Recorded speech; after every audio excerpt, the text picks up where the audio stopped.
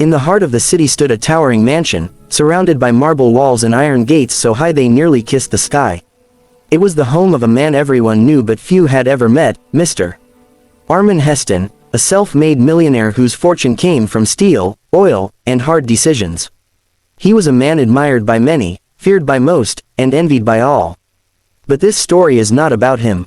It's about his son, Adam, the boy no one dared to speak to. Adam was 17, tall and pale, with eyes that seemed always lost in thoughts too heavy for his age. He lived in a house filled with servants, security guards, and silence.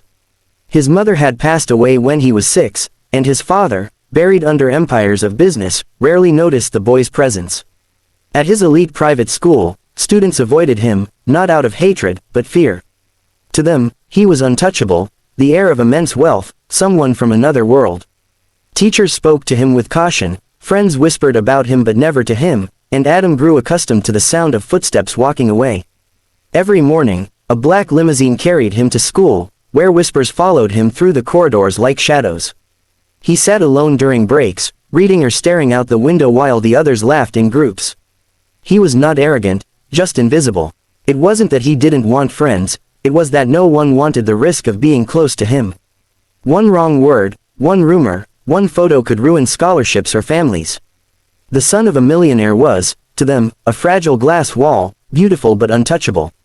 One chilly afternoon, as rain danced on the school's rooftop, Adam decided to walk home instead of taking the limousine. He told his driver to leave, craving the taste of freedom he'd never had. His shoes splashed through puddles, the cold wind biting his cheeks, but he felt alive. The streets changed as he walked, from marble sidewalks and polished cafes to cracked roads and worn-out houses. It was the part of the city his father's cars always drove past quickly, the one he had never seen up close. He stopped at a small park, empty, except for a few children playing near a broken swing and a stray dog searching for scraps. That's when he saw her. She sat on a rusted bench, clutching a small piece of bread, her clothes faded and her hair tangled by the wind. She couldn't have been more than 15, but her eyes had the depth of someone who had seen too much. Adam watched her tear the bread into small pieces, feeding half to the stray dog beside her. The dog wagged its tail, grateful, and she smiled faintly, a smile that carried both sadness and warmth. Adam stood there, unsure what to do. He wasn't used to talking to strangers, especially not ones from a world so different from his. But something about her simplicity, her kindness, drew him in. Without thinking, he walked closer.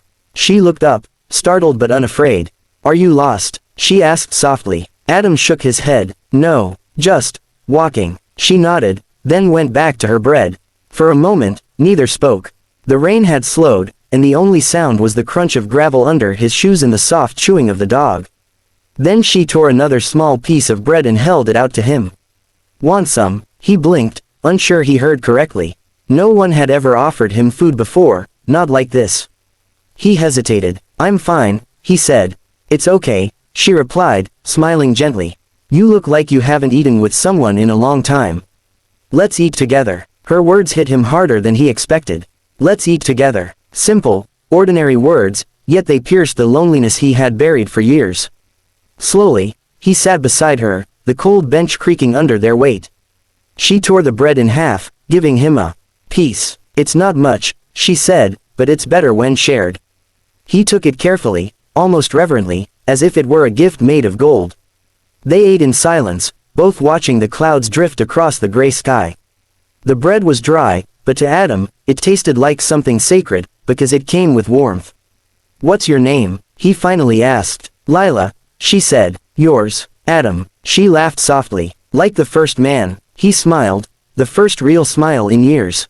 "Yeah, I guess so." "Nice to meet you, Adam," she said. "You're not from around here, are you?" He shook his head. "No, my house is far from here." She didn't ask where or why. She didn't care about names, brands, or cars. She didn't even notice the expensive fabric of his coat.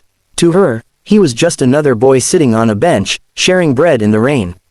They talked for hours. About stray dogs, about her school that she couldn't always attend, about her mother who worked in a laundry shop, and her dreams of one day becoming a teacher.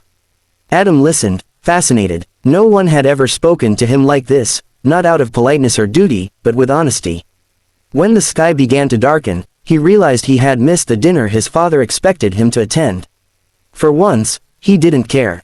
As he stood to leave, he hesitated. "Will you be here tomorrow?" Lila nodded. "After school. I come here every day to feed this dog. He's my friend." "I'll come too," Adam said. From that day, everything changed. Adam began walking home regularly, always stopping by that small park. Each afternoon, he found Lila waiting with a small paper bag, sometimes with bread, sometimes apples, sometimes nothing at all but conversation. They shared everything: stories, dreams, laughter. He learned how the world looked from outside the mansion walls, and she learned that even wealth couldn't fill an empty heart. She teased him about his polished shoes that got muddy every time, and he laughed at her way of naming every stray cat she met. They were from two different worlds, yet they understood each other in ways no one else ever had. One evening, as the sun dipped below the horizon, Lila asked, "Do you ever feel lonely, even though you have everything?" Adam looked at her, his voice barely a whisper. "Every single day," she nodded. "Then maybe you don't have everything." Her words stayed with him long after he returned to the mansion. The grand dining table, lined with silverware and empty chairs, looked colder than ever. His father was, as usual, away on business. Adam sat there, staring at the untouched meal, thinking of the simple bread that had felt more meaningful than any feast. Over the next few months, their friendship deepened. Adam began helping Lila with her schoolwork, bringing her old textbooks and notebooks he no longer used. She, in return, taught him small things his world had never shown him: how to fix a torn bag, how to comfort a hungry animal, how to laugh without worrying who was watching. But secrets have a way of surfacing. One day, a journalist spotted Adam walking through the poor district and followed him discreetly. The next morning, tabloids exploded with headlines: "Millionaire's son seen in slum with poor girl." The photo, Adam sitting beside Lila on the park bench, sharing bread, spread like wildfire. At school, whispers turned into laughter, and laughter into cruelty. "Playing charity, are you?" someone mocked. "Is she your new project?" Adam ignored them, but it hurt. When he got home, his father was waiting, angry, humiliated. "What were you thinking, mister?" Heston's voice thundered through the marble halls. "Do you know what people are saying? That my son is mingling with beggars. You've shamed this family." "She's not a beggar," Adam shot back, his voice shaking. "She's a person. She's kind and real, more real than anyone here." "Enough," his father roared. "You will never see that girl again.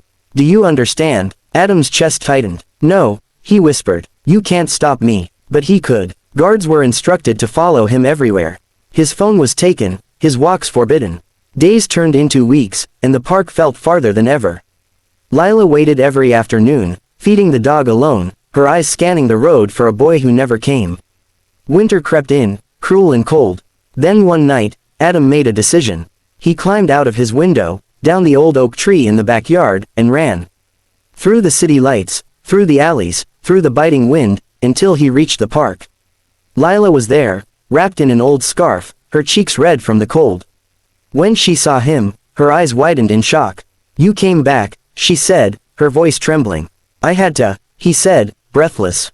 "I couldn't stay away." For a moment, neither spoke. Then she smiled softly. "I saved some bread," he laughed, tears in his eyes. They sat on the same bench, the same spot where it had all begun. As they shared the bread again, the world around them seemed to fade. No wealth, no walls, no fear. Just two souls, united by something purer than anything money could buy. "I don't care what they say," Adam whispered. "You're my friend. You're the first person who ever saw me, not my name, not my father, me. And you're the first person who ever listened," Lila replied. "That's worth more than gold." Years passed. Adam grew up, inherited his father's empire after Mr. Heston's passing, and became a different kind of millionaire, one who built schools, shelters, and parks where children from all walks of life could play together. He never forgot the lesson a poor girl had taught him with a piece of bread and a kind smile. And sometimes, when the sun set over that same small park, he could still hear her voice echo in his heart, gentle, sincere, unforgettable. "Let's eat together."